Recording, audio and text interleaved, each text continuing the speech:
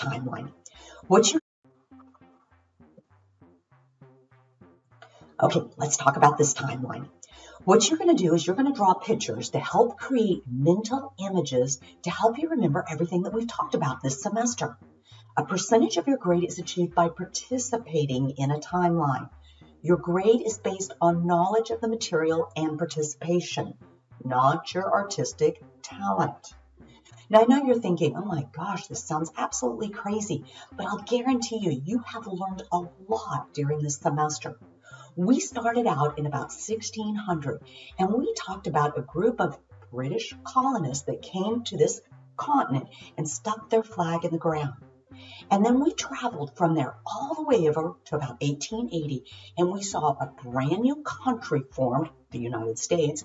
We saw this country broken, and we saw, after the Civil War, this country mend back together or come back together. What you're going to do in the timeline is you're going to tell me all of that, but with pictures, instead of a long, wordy document. All right, now everybody's timeline is going to look different. So don't use your imagination, your talents, okay? But what I want you to do is I want you to start out with 6 pieces of paper, because what we're going to do is we're going to divide our timeline into 6 sections or 6 smaller modules. And so each piece of paper will represent a module. So I don't care what kind of paper you're using. That's your business, all right? This is yours. All right, the first piece of paper, you're going to label it 1600 to 1700. And this period of time is called the colonial period. So get your notes out, and let's talk about what you learned in the colonial period in America. All right, so why did people even bother? Why did the British bother coming over here and sticking their flag in this ground? Why? Why did they come? Well, hopefully you remember one thing for sure, that in the South there was the lure of land, and this idea that you could make money with this land. Well, how are you going to make money? Tobacco. So draw a picture of tobacco. Remember that tobacco was a product that was something you could sell. It was marketable. You could make money selling tobacco. But tobacco also required a labor force, and there wasn't a lot of people.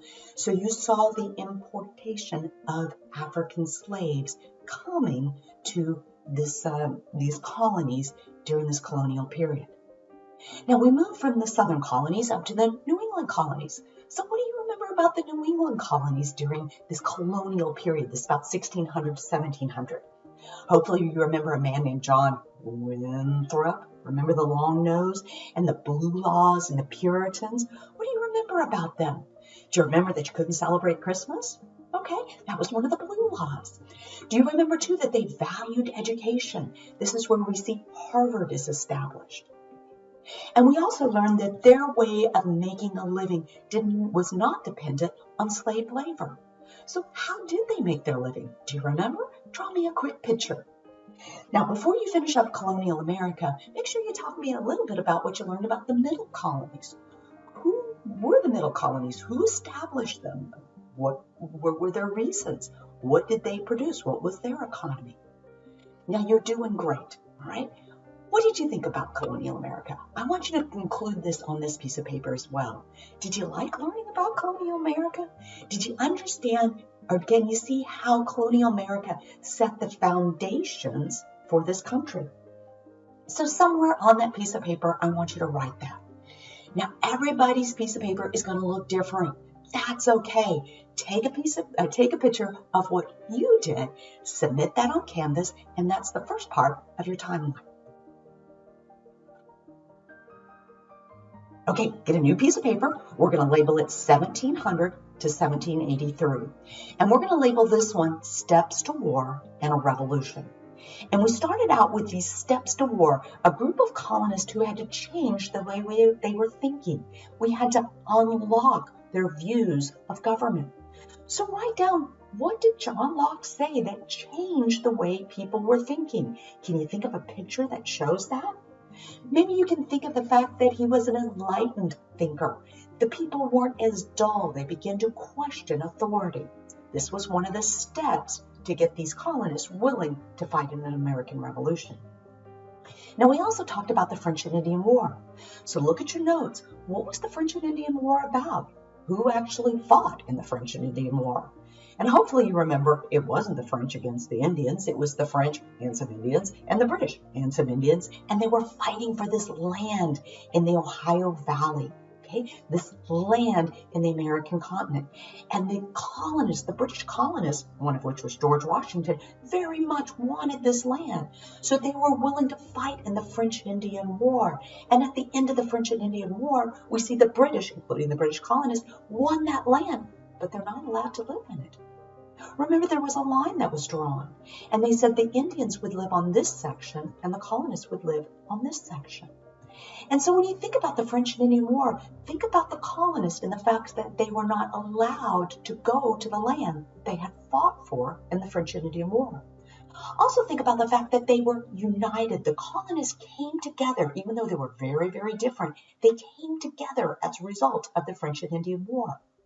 Now, Benjamin Franklin actually draws a picture for you, showing the colonists coming together. Now, the colonists also had to participate in the fact that a war is expensive and someone has to pay for it. And the colonists were then taxed, okay, and they were asked to house or quarter those soldiers that were trying to make sure they didn't go on that land that they had won in the French and Indian War, and that they felt like the British Crown was controlling them. Now, at this point, everyone that we're talking about are British subjects. We're all British. But there's a group of colonists who say, we don't think the government is taking care of us anymore. We believe what John Locke has said about governments. And they decide to question the authority. Well, it all kind of comes to a head, hopefully you remember, at a place called Lexington and Concord. And we met a man named Paul Revere, who didn't yell that the British were coming, but that it was time for these colonists, that they had the right, that they were a God-given right to declare their independence from a government that was not taking care of them. Now, we said it's one thing to declare your independence. It's another thing for the British Crown to just let you go. So we saw an American Revolution. And this revolution, even though it's very heroic and we love pictures like this one right here at the Battle of Trenton, but it wasn't that glorious at all. Matter of fact, the colonists most likely were not going to win. So I don't know, maybe you're very talented and can draw a picture like this, or maybe it's just the fact that you remember the crossing of the Delaware and the boat, and this was really the first time that the colonists won, because it didn't look like they were going to win. There were a lot of things that they faced. Maybe you remember a couple of things that they had to deal with. Draw a picture of that helps me know that you know what the colonists went through in the American Revolution. Well, the American Revolution is won, okay, against all odds by the colonists, and in 1783 we see 13 colonies, which are now 13 states that make up the United States of America. So tell me on this piece of paper, what did you think about the Steps War? What did you think about it? Did you enjoy it? Did you hate it? Was it your favorite unit? Was it your least favorite unit? Tell me what you think. Take a picture of it and submit it on Canvas. Okay, let's keep going. Let's go to the next piece of paper. This one's going to be labeled 1783. So we're picking up where we just left off. And this one's going to take us to the War of 1812. And we call this the Early Republic, because we've got a brand new country. They just fought this war, okay? But it's a country in debt. And it's a country that doesn't really know what they're doing. Remember, there wasn't a path. There wasn't another country this size that had this type of government. And so we realized early on that our rule book wasn't sufficient.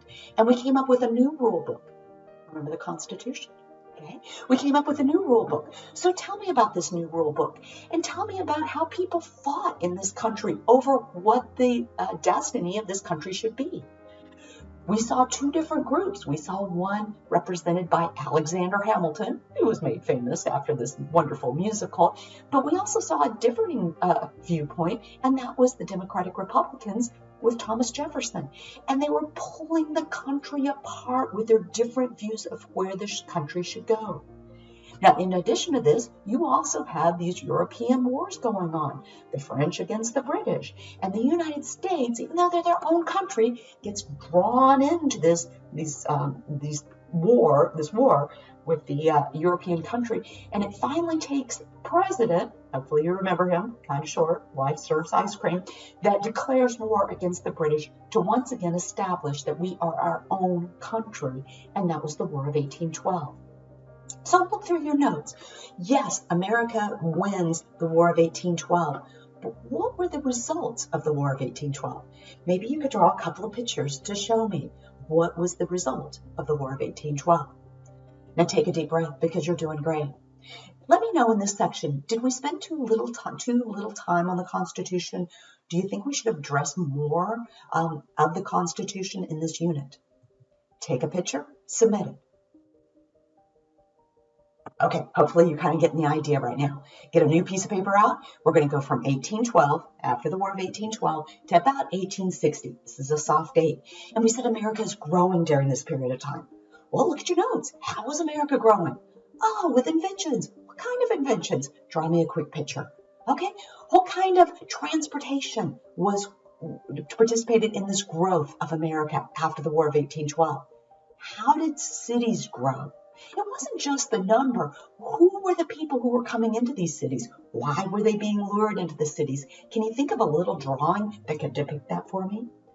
Who was voting now?